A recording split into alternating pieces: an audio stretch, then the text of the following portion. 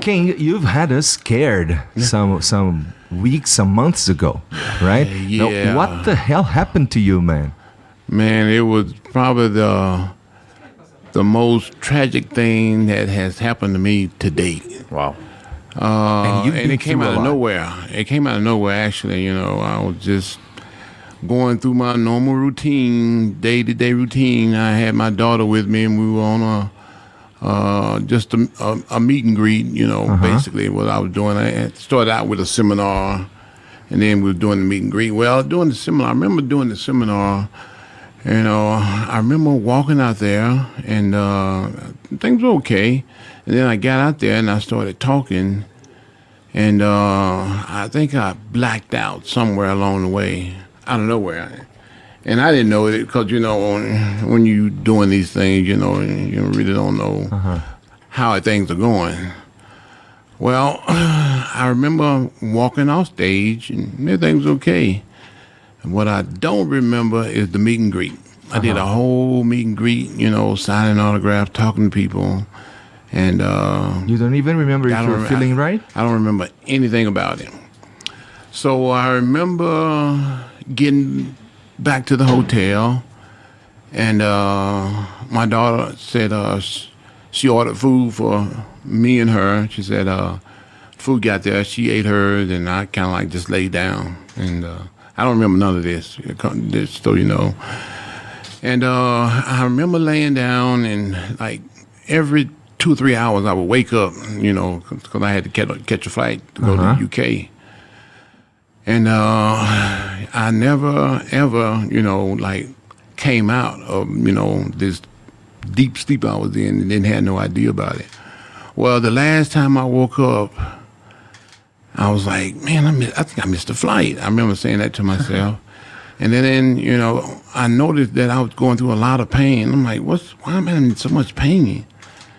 And it hit me hard. Everywhere? I mean, all over. All over. It wasn't just like in my arms or legs. It was just all over. Wow. I mean, just tremendous amount of pain out of nowhere. And I say to my daughter, I'm like, Lola, I'm in a lot of pain. I don't know what's going on. And she got on the phone, called Mom. Mom's like, let me take a look at him. So she showed Mom how I look. And Mom's like, call 911. Okay, I don't remember none of that stuff. Where I do remember we were in Wisconsin, and in the hotel. I do remember the paramedics showing up, and they said, "Man, you'd been like 15, 20 minutes later. You wouldn't have been here." I'm like, "What? What happened?" Crazy. And I don't remember too much of what he said. And the next thing I remember is waking up like 4 days later in the hospital. Holy shit! 4 days?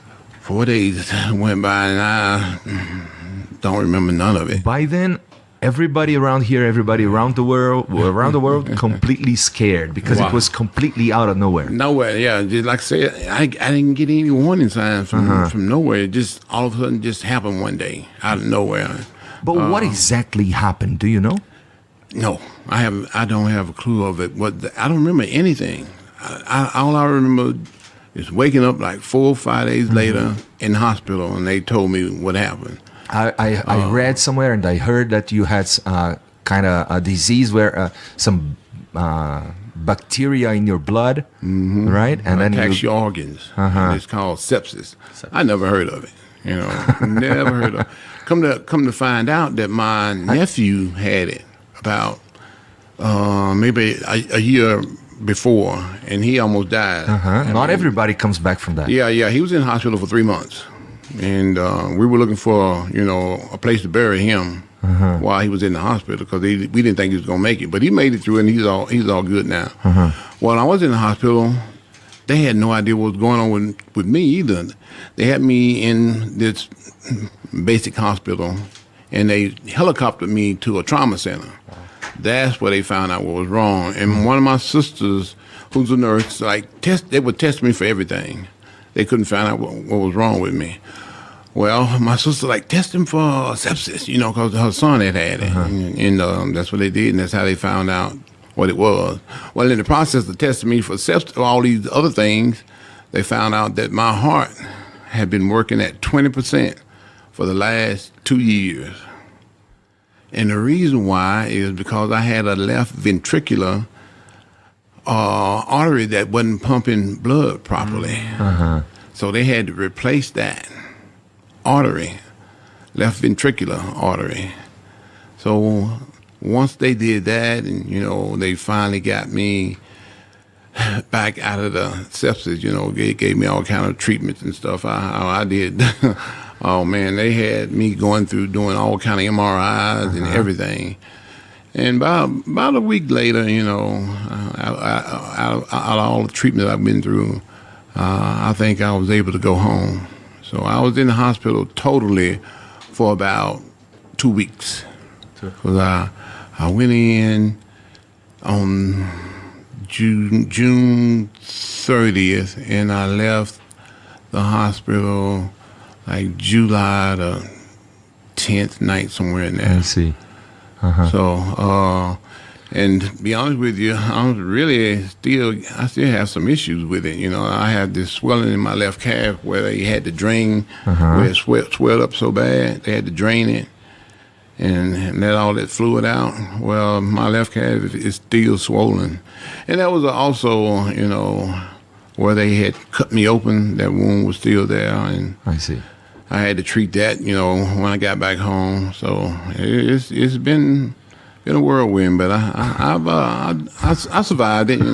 God, thanks God, thank God. Yeah. And it's pretty crazy because I know sepsis is very serious. Yeah. Not everybody comes back from that. No, because there's not a lot of awareness about it. So I'm in the process of trying to become like an ambassador, for the awareness. And had I not got it, I still wouldn't know what it was today. So I'm trying to, just become an ambassador so I can raise the awareness of it, so people will know, what it's all about and the signs of it.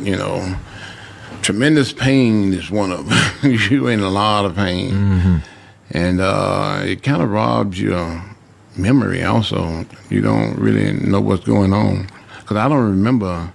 Never heard anything like that. It's fucking crazy. Me either. Yeah, your life is a little crazy. Now, about your heart, you told me that they found out your heart had some issue while they were testing to see what was happening to you, right? But I'm sorry, but shouldn't you know about your heart a little earlier? Yeah, you would think. I guess because, 2 years. Yeah, 2 years, Crazy. 20%. I guess because I was working out every day, doing, cardio every day, staying in shape. Staying in shape, keeps you strong too. Yeah. So I think because I did all of that, it kept me going, it kept me going real good. And, I didn't overdo it to the point that I had a major heart attack or nothing. Thank God. But, Thank God. Yeah.